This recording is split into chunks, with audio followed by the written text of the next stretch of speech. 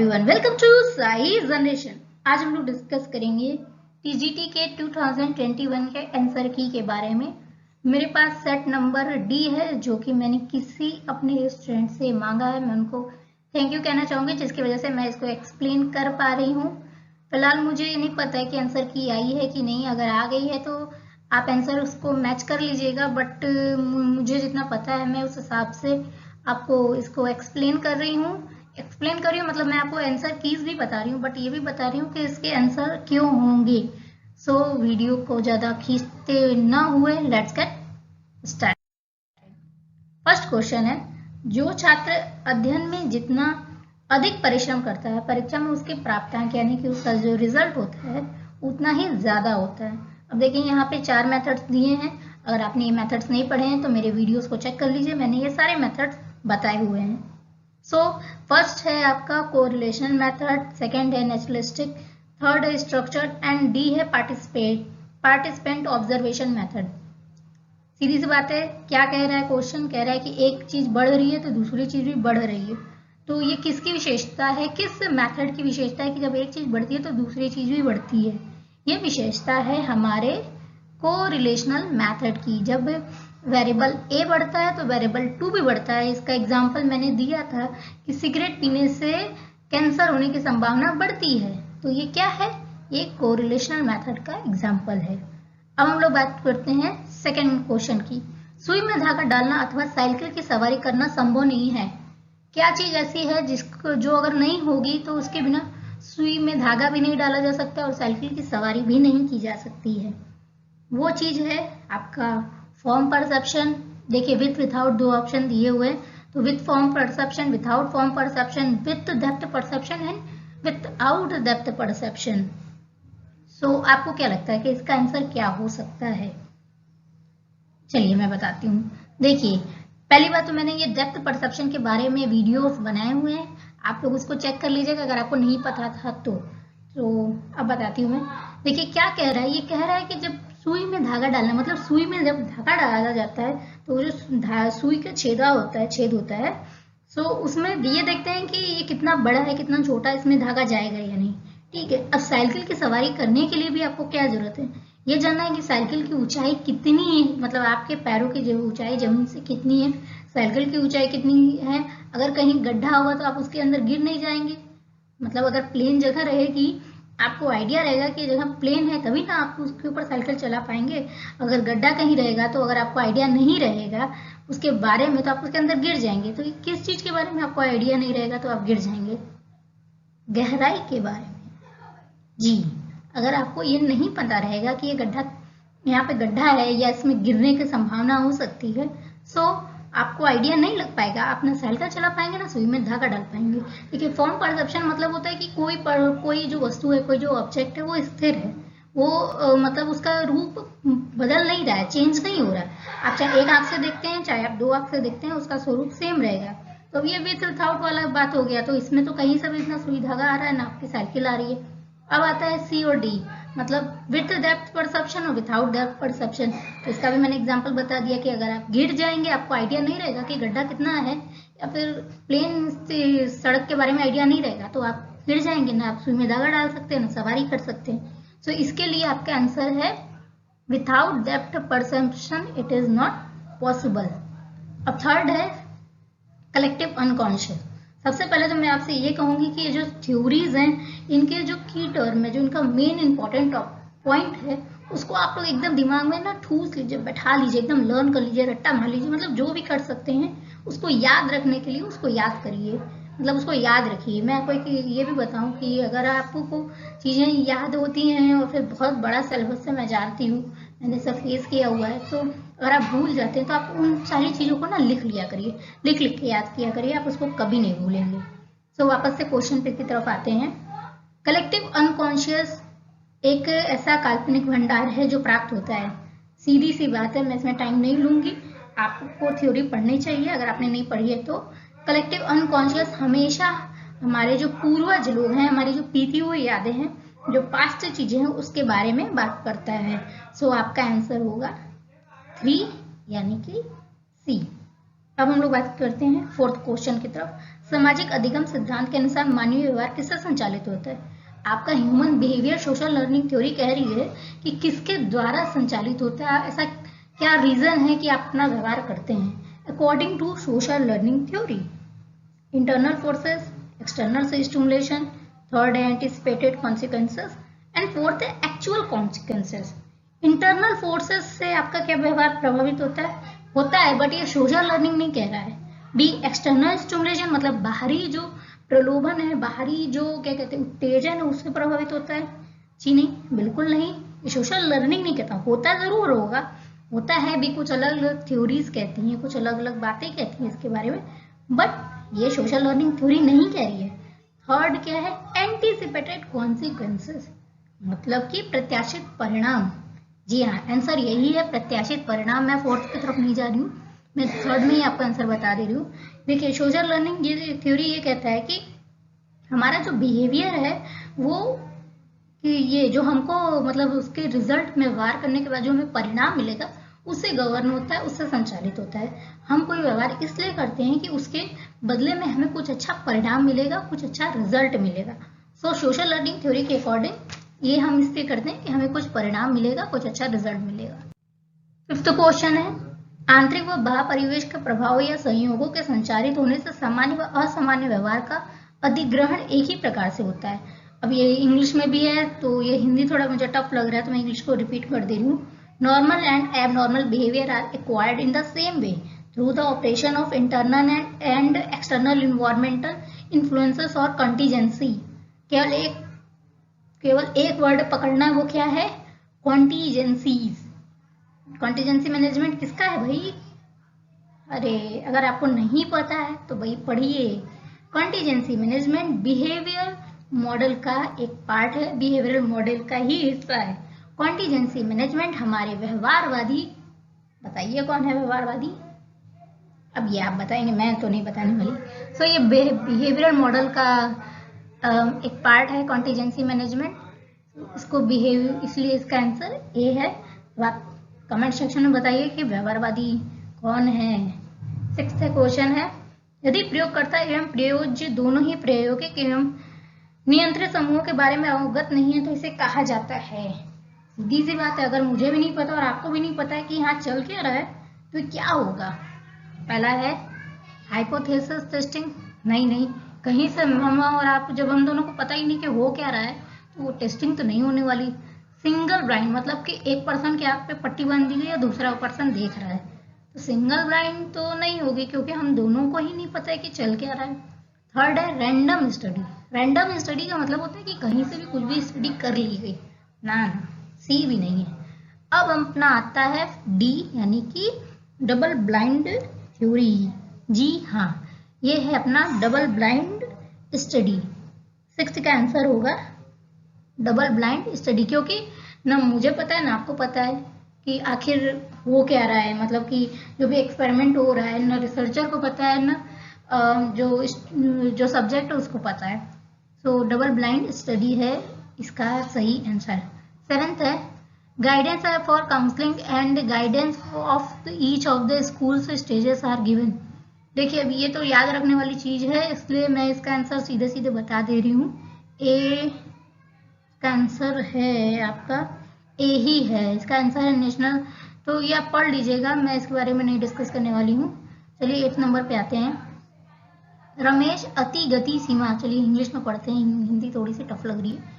Ramesh was caught 3 for exceeding speed limit where driving while driving among the two choices given by code he choose attend the driving।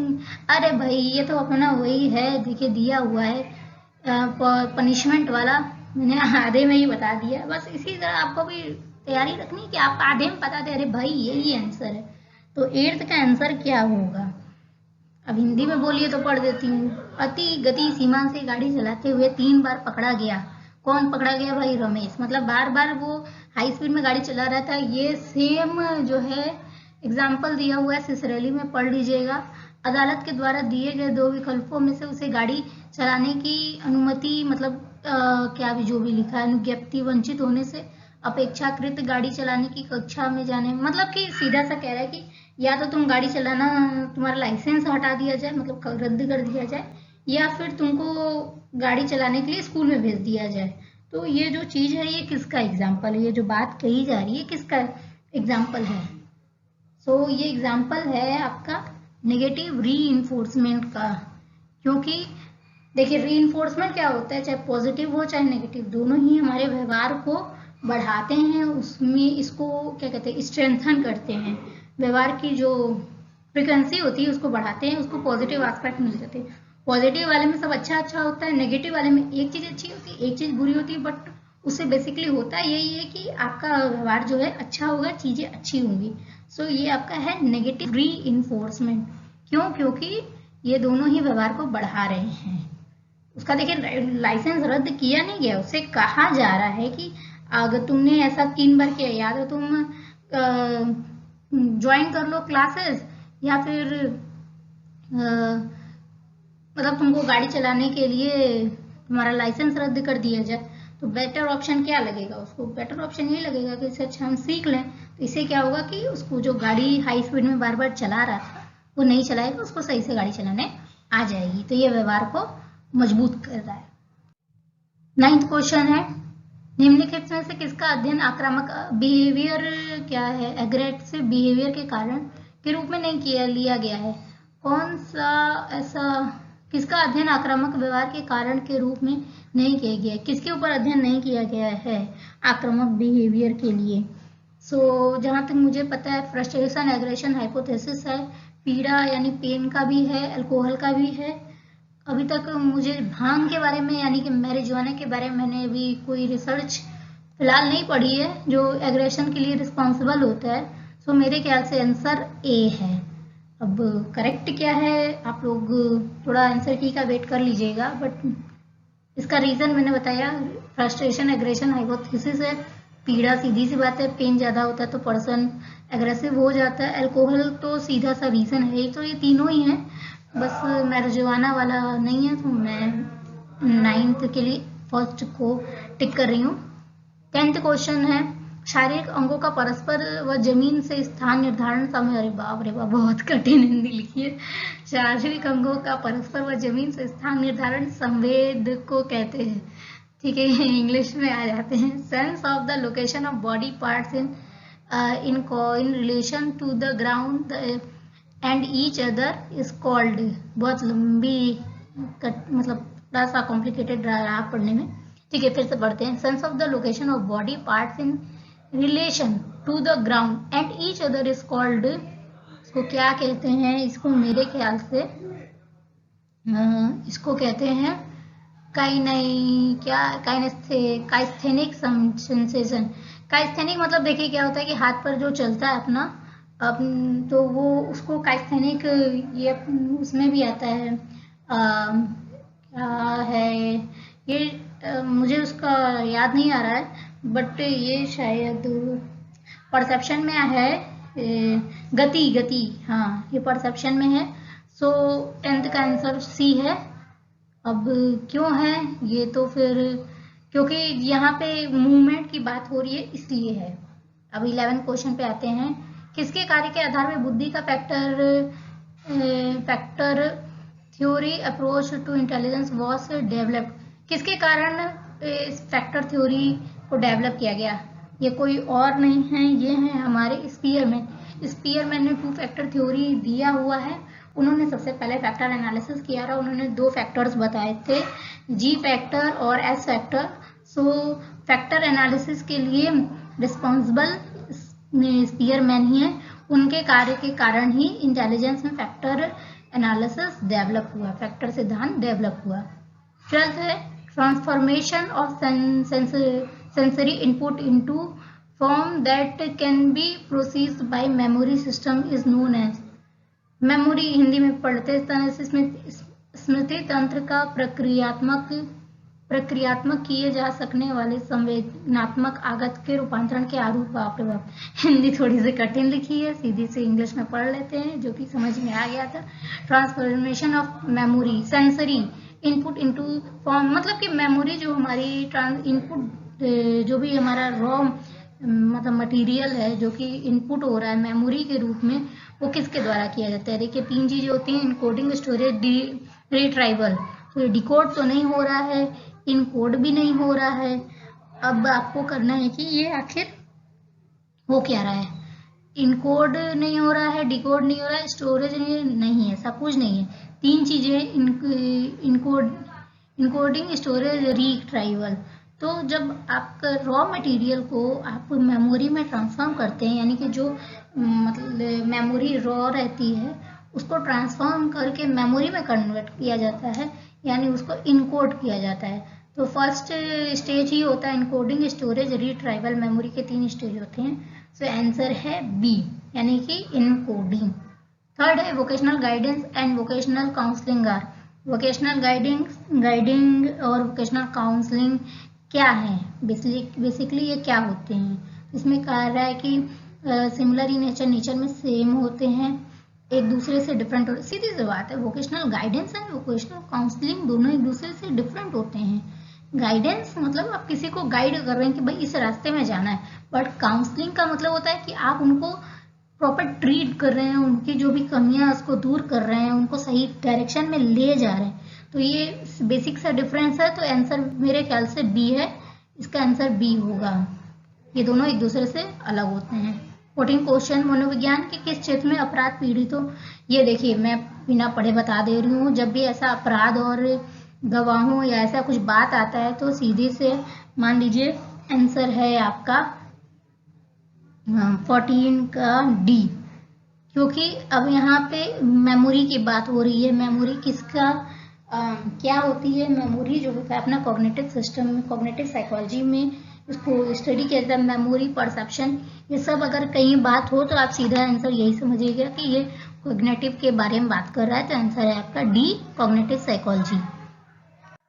अब आते हैं 15 number पे, selection interview is. साक्षात्कार चयन क्या होता है, expression of individuality of interviewer. साक्षात्कार की व्यक्तिगता की अभिव्यक्ति है और साक्षात्कारकर्ता के लचीलेपन की अभिव्यक्ति है। उसके बाद क्या है, साक्षात्कार परिस्थिति में गैर गोलाकार अभिव्यक्ति है, गैर गोला, non circularity interview situation. And D है एक उद्देश्य के साथ संभाषण है। Conversion with a purpose. सीधी सी बात है, कोई भी इंटरव्यू होगा तो ऐसे तो होगा नहीं कि हवा में इंटरव्यू लिया जाए।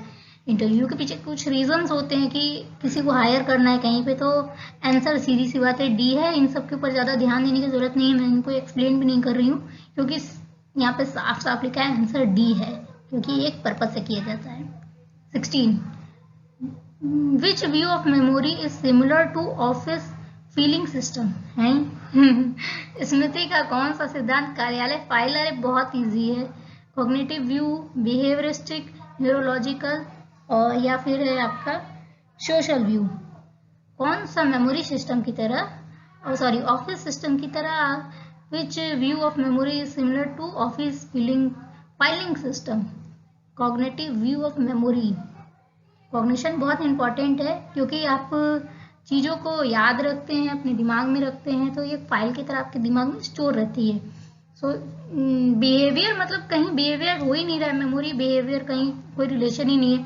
न्यूरोलॉजिकल में आप एक बार कंफ्यूज हो सकते हैं कि मेमोरी न्यूरोलॉजिकल फॉर्म में स्टोर होती है, बट यहाँ पे वो चीज़ें अलग हैं, ठीक है।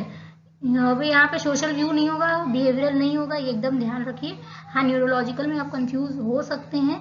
सो ये न्यूरोलॉजिकल इसलिए नहीं है जो कि न्यूरोलॉजिकल फॉर्म में मेमोरी स्टोर रहती है, बट ये अलग अलग फाइल की तरह, सिस्टम की तरह नहीं स्टोर रहती। अगर आप कॉग्निटिव व्यू में जाएंगे तो ये एक ब्रॉड एरिया है साइकोलॉजी का, जहाँ पे मेमोरी अलग अलग फॉर्म में स्टोर रहती है और अलग अलग फाइलिंग सिस्टम की तरह रहती है। अब आता है 7th, ये देखिए मुझे आपको बिल्कुल पता होना चाहिए। क्या नाम है, coronary heart disease is related type A personality. मैं इसके बारे में डिस्कस नहीं करने वाली हूँ, उसका सीधा आंसर यही है।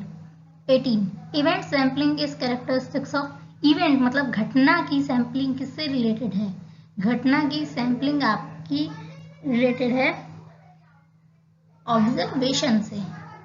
दो तरह के ऑब्जर्वेशन होते हैं, पार्टिसिपेटिव, नॉन पार्टिसिपेटिव ऑब्जर्वेशन। तो पार्टिसिपेटिव ऑब्जर्वेशन में जो रिसर्चर रहता है वो खुद ही उस सिचुएशन में पार्टिसिपेट करता है, यानी जो रिसर्च हो रही है उसमें पार्टिसिपेट करता है, नॉन पार्टिसिपेटिव नहीं करता है। सो ये सीधा सा है, event sampling is related to participative observation. यहाँ पे ऑब्जर्वेशन लिखा है, मैं पार्टिसिपेटिव बोल रही हूँ। Event sampling is characteristics of event sampling, यानी घटना की सैम्पलिंग। इसको आप समझ लीजिए, मैंने बहुत सिंपल वे में समझा दिया। 19 when an individual is caught between two repealing threats, fears and situation। threats होना चाहिए, हाँ threats ही लिखा है, थोड़ा पढ़ने में दिक्कत हो रही है। when an individual is caught between two repealing threats, fears और situation, it is, ये क्या है, दोनों ही वो है, मतलब कि एक में डर लग रहा है, थ्रेट है, दूसरे में फियर है। थ्रेट मतलब शायद किसी को डराना होता है, फियर मीन्स होता है डरना। तो डरना वाली सिचुएशन है, सीधी सी बात है, ज़्यादा इधर उधर नहीं सोचने का है। ये आपका अवॉइडेंस कॉन्फ्लिक्ट। अवॉइडेंस क्या होता है, ये भी अच्छा नहीं है, ये भी अच्छा नहीं है। अप्रोच क्या है, दोनों बड़ा अच्छा है। अप्रोच अवॉइडेंस एक चाहिए, एक नहीं चाहिए।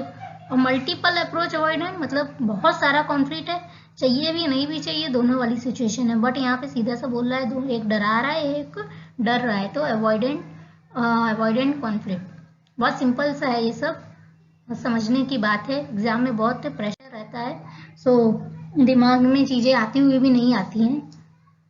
20 क्वेश्चन है, influence of expectations of tester on responses of tester on responses of testee is known as. परीक्षार्थी की अनुक्रिया पर परीक्षणकर्ता की प्रत्याशा का प्रभाव क्या कहलाता है, मतलब कि सेल्फ फुलफिलर है, ये तो आपका सोशल साइकोलॉजी का है। Self fulfilling prophecy, general motivational feedback. अब ये है आपका क्या क्वेश्चन पूछा है, प्रत्याशी की अनुक्रिया पर परीक्षणकर्ता की प्रत्याशा, मतलब कि जब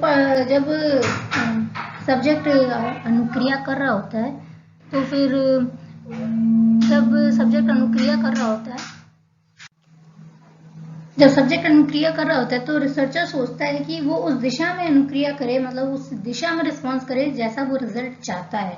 सो ये दोनों ही होगा, सेल्फ फुलफिलिंग प्रोपेगेसी भी होगा और जनरल मोटिवेशनल फीडबैक भी होगा। सो आपका आंसर है both A and 2 are correct, यानी आंसर है आपका सी।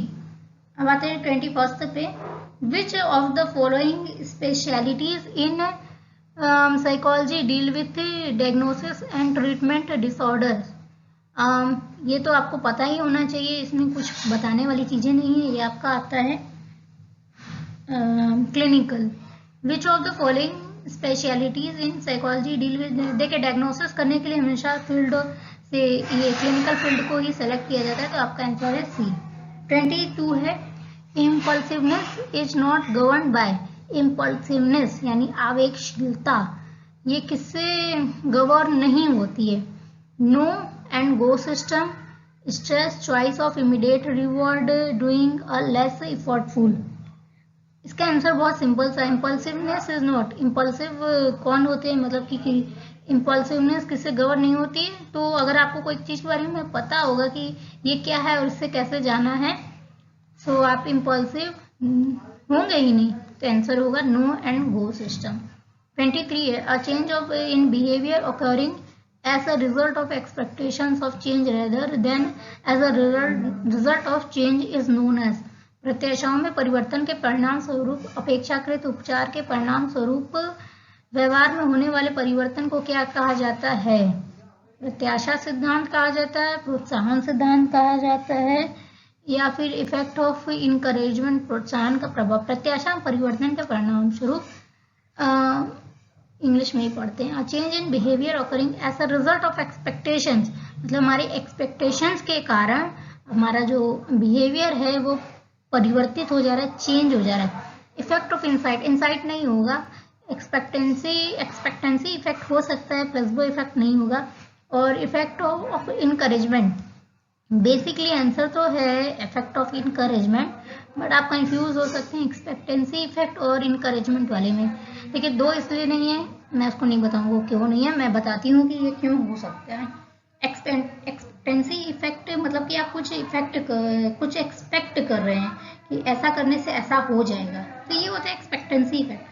अब क्या होता है कि आप अपने आप को इंकरेज कर रहे हैं, अपने अंदर चेंज ला रहे हैं, इसलिए आंसर होगा इफेक्ट ऑफ इनकरेजमेंट। अब 24th है, how short term memory differs from long term. Short term memory long term memory से किस तरह से डिफरेंट है, तो ये होगा ऑल ऑफ अबव। जब भी इस तरह के आंसर दिखे ऑल ऑफ अबव वाले तो समझ जाइए आंसर ऑल ऑफ अबव ही है। अब बात करते हैं 30 क्वेश्चन के, इसके बाद बाकी के क्वेश्चंस के आंसर आपको नेक्स्ट वीडियो में मिलेंगे, क्योंकि अच्छा खासा टाइम ले रहा है ये डिस्कशन में। तो मुझे लगता है 2-3 पार्ट आएंगे। अगर आपको और भी आंसर्स जानने होंगे तो आप चैनल को सब्सक्राइब करना मत भूलिएगा और बेल आइकन को भी टिक कर दीजिएगा। नेक्स्ट वीडियो में बाकी के क्वेश्चंस को डिस्कस करेंगे। तो 30 नंबर क्वेश्चन है, इनसाइट अधिगम। Insight learning can be explained on the basis of stimulus response consequences, cognitive relationship between means and goals, gradual solution rule और मैकेनिकल स्किल्स।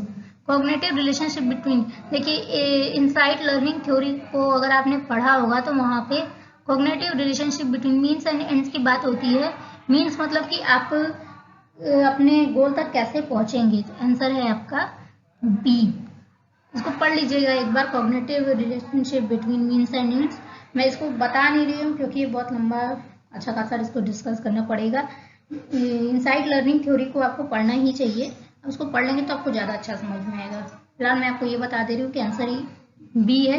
क्यों है, क्योंकि इनसाइट लर्निंग में वो जो सुल्तान था, उसका नाम सुल्तान ही था आई थिंक, सो उसमें अचानक से इंसाइट डेवलप हो जाती है कि किस तरह से उस किले को पहुंचना है, कुछ तरह तक से किले तक पहुंचना है। सो ये कॉग्निटिव रिलेशनशिप हो गया कि मतलब इस जगह से मतलब प्लेस ए से प्लेस बी तक कैसे पहुंचना है, तो इसलिए आंसर बी है। अब 31 है, निर्माण मापनी में कई तरह की त्रुटियां हो सकती हैं। एक सामान्य त्रुटि श्रेणी जिसमें प्रभाव मंडल, बहुत कठिन मतलब हिंदी लिखी हुई है, इंग्लिश में ही पढ़ते हैं। Ratings are subject to varieties of errors. One general class of error consisting of the halo effect, error of severity, error of leniency and error of central tendency is called। बाप रे बाप, बहुत सारे errors के बारे में बात की गई है। मुझे लगता है मुझे आपको अपने नेक्स्ट वीडियो में इन एरर्स के बारे में ही बताना चाहिए। ठीक है, मैं आपको शॉर्ट में बता देती हूँ। ये सारे कांस्टेंट एरर्स हैं, इनके जो कैटेगराइजेशन है वो कांस्टेंट एरर्स में होता है। ठीक है, मैं आपको इन एरर्स के बारे में अपने नेक्स्ट वीडियो में बता दूंगी, तो आपको हेल्प होगा, क्योंकि ये याद करने वाली चीज़ें हैं। कंस्ट्रक्ट एरर्स में कौन कौन सा आता है, अप्रोक्सीमेटली एरर्स में कौन कौन सा आता है, लॉजिकल एरर में क्या क्या होता है। सो अगर आप ये सारे एरर्स के बारे में देखेंगे तो ये कांस्टेंट होते हैं, इसलिए इसका आंसर है ए। 32 का है, difference threshold is defined as. Difference threshold is defined as quality of stimulus, quality of response, statical quality, non statical quality. 32 का आंसर क्या होना चाहिए, difference threshold is defined as. भिन्नता सीमाओं को परिभाषित किया जा सकता है, ये साइकोफिजिक्स का, और इसका आंसर है स्टैटिकल क्वालिटी। इसका आंसर इसलिए है क्योंकि स्टिमुलस तो कहीं से भी नहीं आएगा, रिस्पॉन्स भी नहीं आएगा। अब आया नॉन स्टैटिकल, हाँ आप इसमें और इसमें कंफ्यूज हो सकते हैं। नॉन स्टैटिकल नहीं है भाई, क्योंकि थ्रेशोल्ड जो है साइकोफिजिक्स में आता है और ये स्टैटिस्टिकल वाला सारा लोचा है, तो इसके लिए इसका आंसर सी है। अब आता है answer question number 33, your heart is racing, your breathing is rapid and your mouth is dry. ये है आपका सिंपैथेटिक नर्वस सिस्टम जी। What emotion are you experiencing, आपका हार्ट बहुत तेजी से धड़क रहा है, सांस बहुत तेजी से चल रही है, आप खुश तो नहीं होंगे, दुखी हैं, गुस्सा है। एंगर मतलब क्रोधित होता है, फियर मतलब डरा हुआ होता है। सो 33 का आंसर क्या होना चाहिए। अब क्या पूछा, it is not always possible to distinguish between emotion psychological. सही बात है, आंसर है आपका डी। मतलब जब आप खुश होते हैं तब भी आपकी सांसें बड़ी तेजी से चलती हैं, दिल बड़ी तेजी से धड़कता है। तो ये इमोशंस, इसके आधार पे आप इमोशंस का पता नहीं लगा सकती कि आदमी दुखी है, खुश है या फिर डरा हुआ है। तो आंसर डी होगा। सो आई होप आपको आज का एपिसोड पसंद आया होगा। किसी भी क्वेरीज के लिए हमें मेल करिए, कमेंट सेक्शन में जाके कमेंट करिए, चैनल को लाइक करिए, चैनल को सब्सक्राइब करिए और शेयर करिए। बाकी के मैं क्वेश्चंस अपने नेक्स्ट वीडियो में एक्सप्लेन करूंगी, इसके आंसर नेक्स्ट वीडियो में एक्सप्लेन करूंगी। मे भी शायद तब तक आंसर की भी आ जाए, क्योंकि वीडियो ऑलरेडी बहुत लंबा हो चुका है, इसलिए मैं इसको और भी अलग पार्ट्स में बनाऊंगी ताकि आप पूरा वीडियो देखें, आपको हेल्प हो सके। So thanks for watching.